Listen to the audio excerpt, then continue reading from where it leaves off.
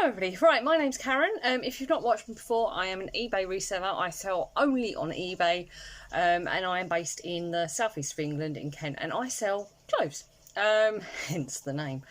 I said I would do this video if it happened, and it did.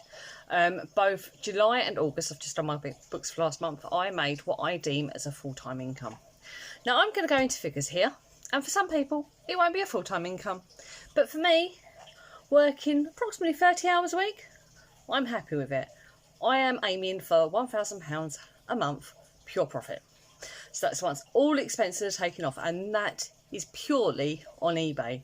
Yes, I make a bit of revenue on YouTube, and yes, obviously that has to go through the books of the tax man, but I've not included any YouTube revenue on my figures. Last month, I made £1,104, and August I made £1,302. So, just write that down.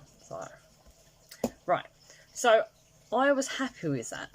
Now, some people, they need to earn a lot more. Some people, they'll be like, wow, I don't need to earn that much. To give you a comparison, in June I earned £592 and May £633. April, can't tell you how much I earned because I had PayPal working capital, which I've taken off. I take it off at the beginning of the year. It doesn't matter when it comes off on the books because at the end of the year it all works out the same. And I haven't got PayPal working capital, but May and June's figures do not include my PayPal working capital payments that I've paid back, or July's that I paid back.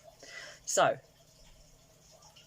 I have gone from what I deem a part-time income to a full-time income, selling in what people deem a saturated market over what is deemed summer slowdown. So how have I done that? I've listed and listed, and I've gone back to what I'm good at. I've got here 5 points that I think could help. This video is not meant for people that are happy and content earning a part-time income on eBay. There is nothing wrong with that. eBay is fantastic for that. Like before this year, really, I never really needed to, it sounds really bad, I've never really needed to earn the money. It was always for extras. But, you know, cost of living goes up, husband's wages go up, but not really in relation. We don't get any benefits. He earns too much for us to even get tax credits. We just about still get child benefit. So, and we live in one of the most expensive areas in the country. You know, the southeast of England is expensive, you know, and we like living here. We didn't want to move, so we're not moving. So I needed to get my income up to a full-time income. Plus my eldest, I've got 2 children, if you haven't watched before, my eldest has now started secondary school. So it's about time I started bringing in some money, really. So yeah, so I've got 5 things that I would say you need to do, or I did. Might not be the same for you, everyone's business is different. I did, that have helped me to make this a full-time income. Play to your strengths is point number 1. Back in June, and I'm going to be completely honest here, I was ready to jack it all in. I'd had enough. My figures were going down and down and down, and I was looking at my stock and getting more and more annoyed with it. This takes up 1/3 of my living room. Now, this is a full-time income. It's got to go somewhere. It's not something I'm doing just to make a little bit of money here and there, which is nothing wrong with that, but this is to make a full-time income. I had to store it somewhere. So I've sacrificed 1/3 of my living room to store, at the moment, about 1,600 items. And I was looking at it and I was getting annoyed with it. I was getting to the point I'm going to burn it all and I'm going to go out and get a job because I just can't cope with this. For me, work is not an option. There's a number of reasons. I've got health issues, which, to be honest, I'm not going to bore you with because they're my health issues and I can do this. So, and obviously with kids, and my husband works weird shift patterns, so he doesn't have set days off, so we would never spend any time together. So, you have to play to your strengths. My strength, as I slapped myself around the face in June, is I am a quick lister. If you've watched me before, you've seen videos before, I've listed 10 kilos of clothing in a day because I tend to buy in bulk and then sell it on cheap. I buy it cheap, sell it cheap, get it flipped around quick. yeah, so I can list quickly. So that is my strength. But your strengths could be different. Your strengths could be you've got really good sources you can go to, really low prices, really high value. You don't need to be running on 1,600 listings if that's the case. You know, you may get things that have really quick turnaround, really high demand, and perfect. But you do need to play to your strengths, whatever they are. Everyone has a hidden advantage over everybody else. There's people out there that can go and pick up hobs for £1 or cos for £1. Round here, you'd be lucky to get Primark for £1. They'd probably go on the £5 round. Hence, don't really do charity shops. And boot sales, I've never found anything much there. But yeah, play to your strengths, whatever they may be. Mine is listing, so I list a lot. The second one, my second point, is you need to list daily. I've said this from the day I've started doing YouTube, but you need to have activity on your store every single day. Again, this, I'm going to say it on every single point, this is for someone that wants to make a full-time income or a better income on eBay. If you are not listing daily, you will not get the activity that eBay demand to be able to generate you regular sales. That is my personal opinion. If you want this to be a full-time income, then treat it like a full-time job. Now, I know a lot of people don't need to do full-time hours to get a full-time income, and that's absolutely fine. But if your sales are slow and you want this as a full-time income, well, put some blinking work in. You know, this isn't going to be a sweetness and light and love you all kind of video, just to let you know. Put some work in. Get some stuff blinking listed. You know, if you've got stock sitting there, I mean, I'm looking because I've got like loads of stock here, but I've got stuff going on today. Get it listed. I have listed every single day since the 1st of July, except for one day. I've had one day where no new listings have gone on. Does that mean I've worked every single day? No. I take probably one day off a week, and that one day off a week I account for.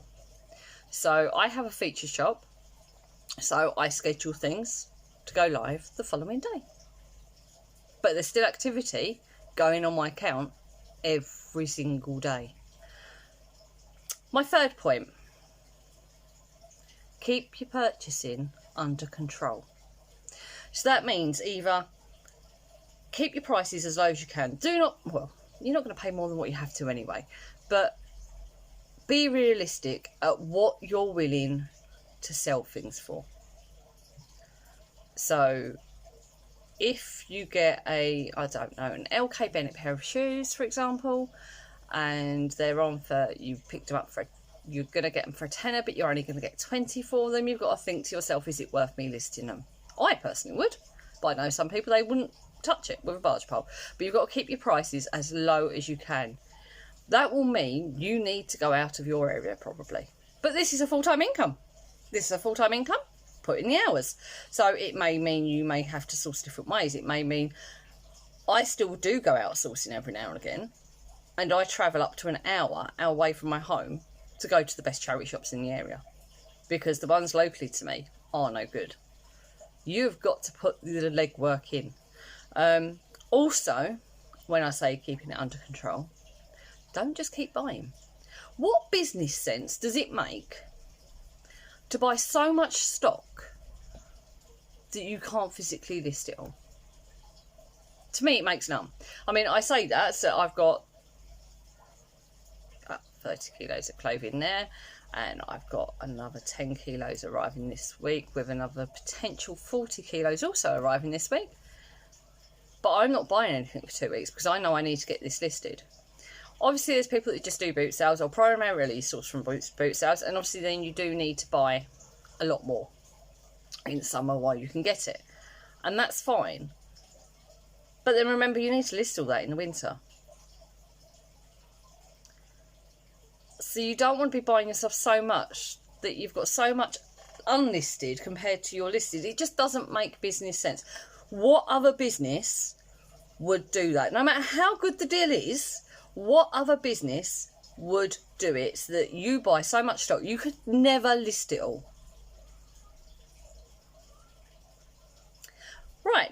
4, revisit your prices regularly. Look at your prices regularly. Now, I done this back in June. I go through all my prices every month and I reduce. Because what you'll find is, especially if Good Till cancelled now, is what you'll list something for. You'll do your research, your search completed and sold was, say, it's selling for $19.99. That's good, that's good, that's good. Put it on for $19.99, or even a bit more, or even a bit less if that's your model. 2 months down the line, it hasn't sold, but it's just going around in the circuit, isn't it? Just going around and around. Then you think, why hasn't that sold? And then 6 months down the line, actually, I need to address this. And you'll look at it, and actually it's because the value of it now is at a tenner. And you've not adjusted your pricing according to the market. The market is the one that speaks. The market doesn't care how much you've paid for something. It really doesn't. You will win some, you will lose some. It's absolutely fine to lose some. So if your prices are too high, say you've paid a tenner for something and it's only worth a £5 by the time you've come to readjust it, get that £5 out of it, because as long as you're not doing it all the time, because then you really are running at a loss. All places, including big high street brands, will sell items at a loss to clear the shelf. This space I have here is premium space. It's my home. I don't want stuff in it longer than absolutely necessary. The way I do that is I cut my prices monthly.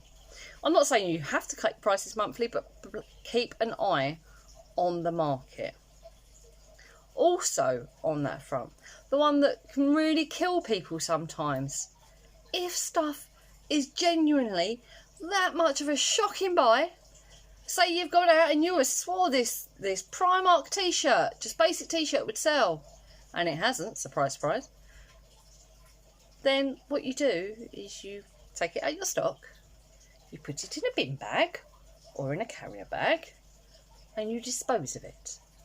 Whether that's you take it to the charity shop, or what I do, because I've said I buy in bulk, so about 1 black sack goes a week from my shop. I put it in my car and then it goes to cash for clothes when my boot's full. But get rid of it, because it's taking up space. And the danger you've got, if you've got a bigger inventory, the danger you've got is your inventory will go stale. So eBay will look at it, and even if you have someone that goes, oh, I really like that experience, I had a really good experience on that shop, and I'm going to buy from them again, they'll be looking for, oh, it's the same stuff. It's the same stuff. Oh, no. There's one you think, no, that's not my size. And then they'll just unfollow your shop, or it just goes stale. So you just need to make sure you're keeping your inventory fresh. And my last tip, last tip, I would say, make your listing process as efficient as possible. I think it was Chris Daily Refinement I was watching, and he had a really good point. He said in his video, he tries to not touch an item more than, is it 3 or 4 times? So he buys it, that's touching it number 1. Sounds really bad here, doesn't it? To say, I don't know, let's grab something. Oh, my box is going to fall on me. Right, so say this item. This is actually going to be touched more than the rest. Right, everything I buy in is clean. It's all clean clothing. So normally 9 times out of 10 doesn't need washing. Oh my goodness, got to find the top of this now. Right, this needed washing. It had a mark on it, right? So I've got this dress. Okay. Now, I've washed it because it had a mark on it. That will then go on the mannequin. From the mannequin, I will take it off, I will measure it, I will bag it. The measurements go on a little sticky label on a bag. Let me show you a bag. This bag that was used, and now it's being reused because I reused them. So that was, it's a top that sold, Bob Marsh, top that sold. And I don't know if you can see that there. So it says there what it is, what size it is, measured it, and then it goes in the bag. There's no fancy spreadsheet. And, you know, I know some people play with spreadsheet, like to do spreadsheets, but to me, it's about getting it up and getting it on and getting it listed as quick as possible. So you put that on there, plonk that in there, the listing's on there with the photos, and then you just got to complete your listing. Then that goes in the box, so it doesn't get touched again until it's sold or it's pulled. The more steps you put in the way of your listing, the longer it's going to take you to list. And as I go back to point number 2, you need to be listing daily. So that is really, in a nutshell, how I've gone from earning a part-time mediocre income to an okay, what I deem okay, full-time income. This isn't a video that's meant to belittle people. It's not a video that's meant to sound nasty. It's not a video that's meant to make people who are doing this part-time feel bad, because this isn't for part-timers. This video really isn't for part-timers. It's for people that want to make more money than a part-time wage on eBay. So, and I'll say this, I mean, like, over the summer, I didn't have summer slowdown. I went last month, I was over 100% up on last year. I have been in the green since July on both sides of the charts. I'm now only 98% up on last year, but I'm 48% up on last month, which was my best month for this year. And the way I done it was I carried on working in the summer holidays. I mean, yes, we are, you know, I have children. Yes, we are our own bosses. But if we don't work, we don't earn. It's as simple as that. There's no other simpler way of putting it. If we do not work, we do not earn. And yeah, okay, so I work for myself, so I can sort out my own hours. So basically, I work 7 days a week over the summer holidays, just so I can spend time with the kids. And that may sound crazy, but you work 7 days a week. I work 2 hours. I got up at 6 every single morning, work 6 till 8. 5 days a week, and then 2 days. My kids loved it. I mean, they're 11 and 9, and they absolutely loved it. They got to have electronics days. So 2 days out of the 7, they sat there and they done whatever they wanted while I just got on and listed. Now they're back at school. I'm back to working Monday to Friday. Do a little bit here and there at the weekend. Again, probably another 2-3 hours. But Monday to Friday, well, Monday, Wednesday, Thursday, Friday, I should be working 9 till 3. Hasn't been really the end of this week or next week, which is why I'm really not going to be doing any YouTube videos over the next couple of weeks, because I've got other stuff going on at the moment. But yeah, it's being strict with yourself, and also being strict with those around you.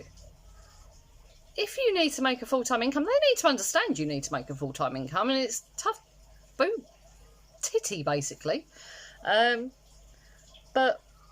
yeah, well, I hope you've liked this video. I know it sounds a bit ranty, I know it sounds a bit meany. I don't mean to come across meany, but people ask me how I done it, and it's not rocket science. It just worked.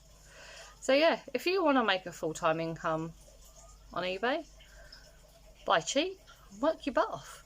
So anyway, thank you all for watching, and I shall see you all when I'm back, which will probably be in a couple of weeks, but I might do another video in between them. Catch you later. Bye for now. Sorry, bonus tip I forgot to add. You also need to get yourself, if you can, an accountability partner.